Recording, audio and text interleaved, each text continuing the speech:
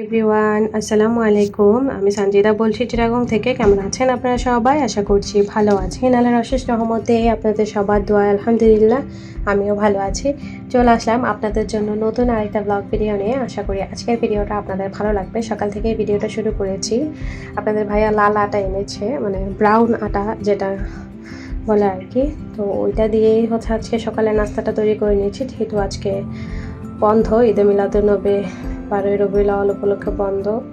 তো সবাই বাসায় আছে, তো ভাবলাম যে আজকে যেহেতু কোনো কিছুর তাড়া নেই, আস্তে আস্তে করে নাস্তাটা বানাই। অনেক দিন তো বাইরের নাস্তা খাচ্ছি, বাসার নাস্তা খাওয়া হয় না বললেই চলে। তো তাই আজকে একটু মন করলাম আর কি, যে একটু কষ্ট হলেও সবার জন্য নিজ হাতে নাস্তা তৈরি করি। আর কেন জানি এই আটাটা একটু আঠালো, মানে আসলে আমি বুঝতে পারছি না এটা কি মানে লাল আটা তার কারণে এমন নাকি অন্য কোনো কারণ আছে। যাই হোক, একটু আঠালো, মানে চালের গুঁড়ির আটা যেটাকে দিয়ে আমরা নাস্তা বানাই আর কি, ওইটার মতোই আঠালো। প্রথম দুই একটা একটু কষ্টই হয়েছে, এর পরেরগুলো আবার স্মুথ হয়ে গিয়েছে আলহামদুলিল্লাহ। মানে প্রথম নাস্তাটা আমার সবসময় একটু বাঁকা হয়, মানে একটু শেপটা একটু নড়বড়ে হয় আর কি। বাকিগুলো আলহামদুলিল্লাহ ভালোই গোল হয়েছে, মানে মোটামুটি গোল করতে পেরেছি আর কি। অনেকদিন পর করছি তো আসলে মানে নার্ভাস লাগছিল। তো প্রথমটাই একটু কষ্ট হয়েছে, এরপর থেকে মানে একদম পারফেক্টলি হয়েছে আলহামদুলিল্লাহ। তো একটু গুঁড়ি বেশি করে দেওয়া লাগছিল, মানে আটাটা একটু বেশি দেওয়া লাগছিল। আটাটা একটু বেশি করে দিলে ইজিলি ঘুরছিল আর কি রুটিটা।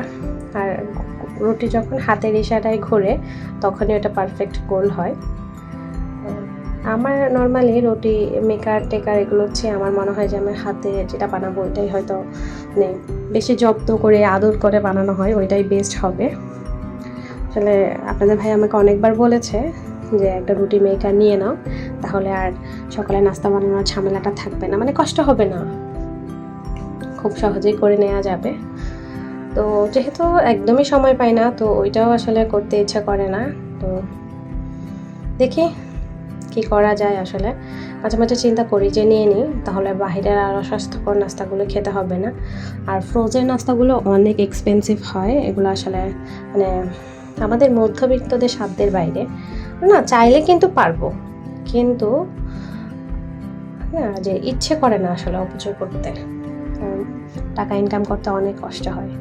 আমার হাজব্যান্ড এই যে সকালবেলায় যায়, সে রাতের বেলায় বাসায় আসে, সারাটা দিন বাহিরে থেকে এত কষ্ট করে আমাদের জন্য ইনকাম করে, আর আমরা এত কি বলবো মানে এত অপচয় করব, ওইটা আসলে নিজেকে মানে কি বলবো আর বলার কোনো ভাষা নেই। মানে আমার খুবই খারাপ লাগে বিষয়গুলো। আর যে জিনিসগুলো আমরা এনজয় করব, আমাদের স্মৃতি হিসেবে থাকবে, ওই দিকে আমি টাকা একটু অপচয় করি। বাট নর্মালি যে জিনিসটাতে আমি একটু খাটনি করলে পারবো, ওইটাতে আমি টাকা আসলে অপচয় করতে চাই না আর কি। যাই হোক, মাশাআল্লাহ রুটিগুলো কিন্তু বেশ ফুলে ফুলে উঠছে, আপনারা দেখতে পাচ্ছেন কিনা আমি জানি না। আসলে কথা বলতে বলতে আপনাদের সাথে আমি ভিডিওর কোনো কথা বলতেই ভুলে যাই। আপনাদের সাথে কথা বলতে আমার বেশ ভালো লাগে, আপনাদের কমেন্টগুলো পড়তেও ভালো লাগে।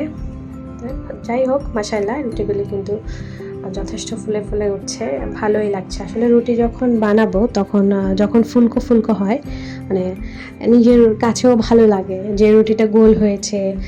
যখন ভাজবো তখন একদম ফুলকো ফুলকো হবে, মানে অন্যরকম একটা ভালো লাগা কাজ করে। আর আমার হাজব্যান্ড তো মানে হয় না যে ওল্ড সব জিনিসই ওর ভালো লাগে, মানে যে কোনো ওল্ড জিনিস ওর বেশি পছন্দের। মানে বিশেষ করে নানি দাদাদের হাতের রান্না, মানে ওদের রান্নার ধরন, তখনকার নাস্তা বানানো, মানে সব কিছুই ও বলতে পারেন যে মানে খাবারের দিকটাই বেশিরভাগ, মানে ও ওল্ড জিনিসটাই বেশি পছন্দ করে।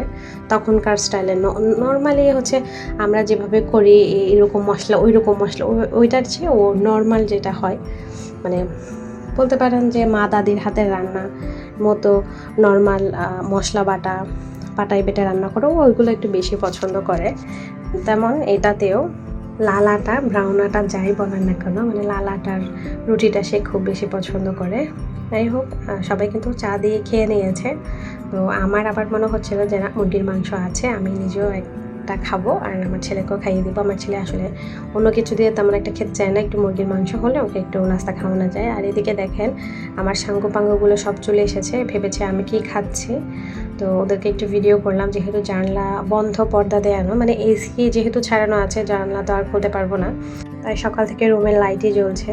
আর আমি মোবাইলে ফ্ল্যাশ লাইট জ্বালিয়েছি, যার কারণে হচ্ছে আমার বিড়ালদের চোখগুলা মানে একদম জ্বলছে আর কি। তো কিন্তু মাসাল্লাহ বেশ ভালোই লাগছিল, অন্ধকারে দেখলে তো সবাই ভয় পেয়ে যাবে। যাই হোক, দেখে হচ্ছে দুপুরের জন্য ভাত রান্না করে নিলাম আর গরুর মাংস রান্না করা হয়েছে, যেটা আর আপনাদের সাথে শেয়ার করা হয়নি। তো তারপর থেকে আর কোনো ভিডিওই করিনি, আসলে আমার অনেক বেশি টায়ার্ড লাগছিল, মানে সকাল থেকে একটু প্রেশারে ছিলাম, অনেক বেশি টায়ার্ড হয়ে গিয়েছিলাম, কোনো ভিডিও করিনি। গাছেও আজকে পানি দিতে যাইনি, একদমই ভালো লাগছিল না। তো সন্ধ্যায় মানে গরুর চর্বি দিয়ে হঠাৎ করে পুরি খেতে ইচ্ছে করলো, মানে মন চাচ্ছিল যে লুচি বা পুরি যে যেটাই বলেন না কেন, গরুর চর্বি দিয়ে খেতে কিন্তু বেশ লাগে। তো এদিকে আমি লুচির জন্য আটা মেখে নিয়েছি, আর বিড়ালের খাবার তো খাবারটা একটু সেদ্ধ করে নিচ্ছি, মিষ্টি কুমড়াটা একটু কম ছিল আর একটু দিয়ে সেদ্ধ করতে বসিয়ে দিলাম। আর এই যে গরুর চর্বিটা, এটা কিন্তু এবারের কোরবানির গরুর চর্বি। তো চর্বিটা কিন্তু বেশ ভালোই পড়েছে, মানে এ পর্যন্ত 2-3 বার খাওয়া হয়েছে, এটাই লাস্ট। আমার মনে হয় না আজকে খাওয়ার পর আমরা খেতে পারবো, মানে খুব অল্প থেকে যাবে, ওটার সাথে যদি অয়েল মিক্স করি তাইলে হয়তো খাওয়া যাবে, না হয় এটা কোনো কিছুতে ইউজ করে ফেলতে হবে আর কি। আসলে অনেকের ব্যাপারটা একটু অড লাগতে পারে, বাট আমাদের এখানে গরুর চর্বি দিয়ে পরোটা বা পুরি, লুচি যে যেটাই বলেন, তো এগুলো আমরা একটু বেশি পছন্দ করি আর কি। ছোটোবেলায় মা দাদিরা খাইয়েছে, তো ওটা এখনও টেস্ট আসলে মুখে লেগে আছে। ওদের মতো তো হবে না, আসলে ওদের মতো হাজারও চেষ্টা করলে পারবো না, তারপরেও হয় না যে খাওয়ার যোগ্য হয়, এরকম করে তৈরি করি আর কি। যাই হোক, তো আমার হাজব্যান্ডও কিন্তু বেশ পছন্দ করে, আসলে ও বাসায় থাকলেই আমার যত উটপট খাবার খেতে ইচ্ছে করে আর কি। নর্মালি কিন্তু আমি দোকান থেকে এনে খেয়ে নিই, যেহেতু রাস্তার পাশে মানে ঘর আর কি, আমাদের বাসার পাশে একদম চায়ের দোকান, মানে আমাদের মেন গেটটা খুললেই চার দোকানটা দেখা যায়, তো ওখান থেকে বললে পাঠিয়ে দেয়, মানে গেটে দাঁড়িয়ে থাকলে আর কি। তো আর এত বেশি প্যারা নেই না নর্মালি, আর যদি কখনো খেতে ইচ্ছে করে একটু হালকা পাতলা নাস্তা কিছু করি, না হয় বাইরে থেকেই কিনে এনে খেয়ে নিয়ে, অত ঝামেলা করি না। আপনাদের ভাইয়ের বাসায় থাকলে ও তো সপ্তাহে 6 দিনই বাহিরের খাবার খায়, তো একদিন বাসায় থাকে, ওইটাও যদি আমি বাহিরের খাবার খাওয়াই নিজ থেকে ভালো লাগে না, নিজেকে অপরাধী লাগে। তো চেষ্টা করি যে শুক্রবারটা ও যখন বাসায় থাকবে, মানে বন্ধের যে কোনো দিন, আমি বাসায় সব কিছু ওর জন্য তৈরি করতে। আর তখন বাহিরে ঘুরতে গেলাম তো গেলাম, ওইটাতে তো আর কিছু করার নেই।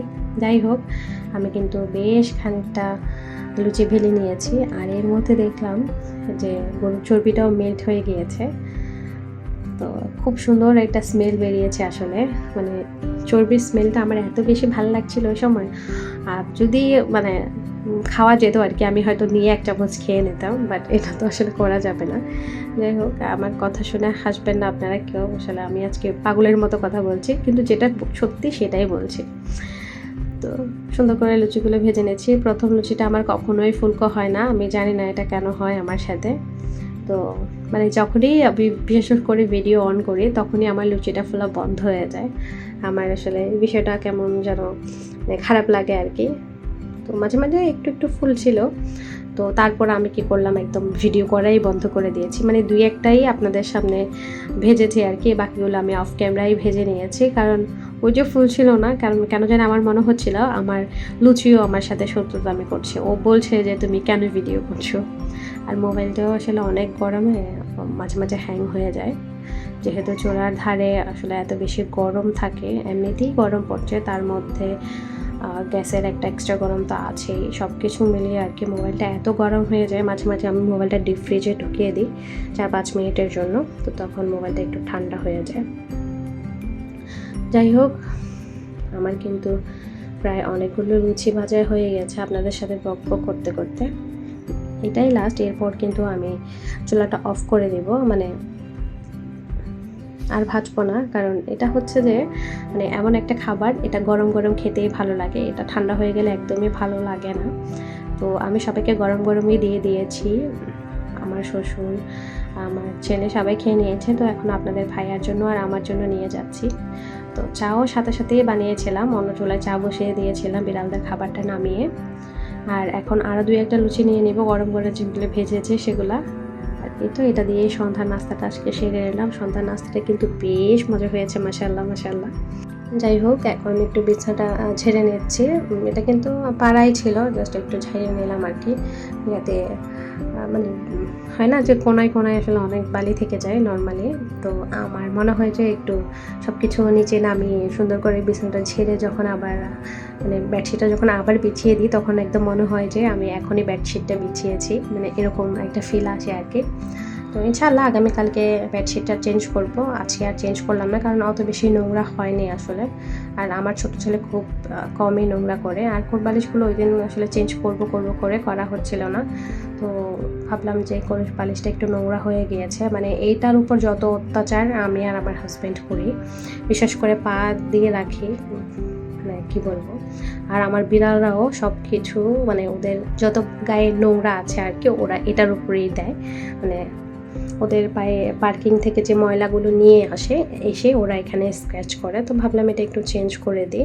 প্রথমে ভেবেছিলাম যে করব না, যেহেতু আগামীকাল বেডশিট চেঞ্জ করব। তো আবার ভাবলাম যে না, আগামীকাল না হয় অন্য বালিশের কাভার চেঞ্জ করব, এটা না হয় এইভাবেই থেকে যাবে, ব্যাপার না। আমরা তো বাসার মানুষই, এখন তো আর মেহমান আসবে না যে সব কিছু একদম পারফেক্টই হতে হবে। তো যেহেতু কোরবালিশ 2টা, আর কোরবালিশের কাভার তো 2টা সবসময় দেয় না, আর খুব বেশিরভাগ সময় আসলে পাওয়া যায় না 2টা মানে কোরবালিশের কাভার আর কি, খুঁজতে খুব কষ্ট হয়। আর আমার ছেলের কোরবালিশে তো মাছ দিতেই হবে, ওর কোরবালিশ ওর বালিশে। নর্মালি কিন্তু ও বালিশের শোয় না, তারপরও ওর বালিশে আমার একটা কাভার দিতে হয়, আর কাভারটা সেমই আনতে হয়, না হলে সে খুব রাগ করে যে তোমার পাপারটা সেম আমারটা সেম না কেন, মানে ওর কত বায়নার কোনো শেষ নেই। যাই হোক, দেখতে দেখতে ভিডিও শেষ পর্যায়ে চলে এলাম। এ পর্যন্ত যারা আমার সঙ্গে ছিলেন তাদেরকে অসংখ্য ধন্যবাদ। আজকের মতো এখান থেকে বিদায় নিচ্ছি। আল্লাহ হাফেজ, আসসালামু আলাইকুম।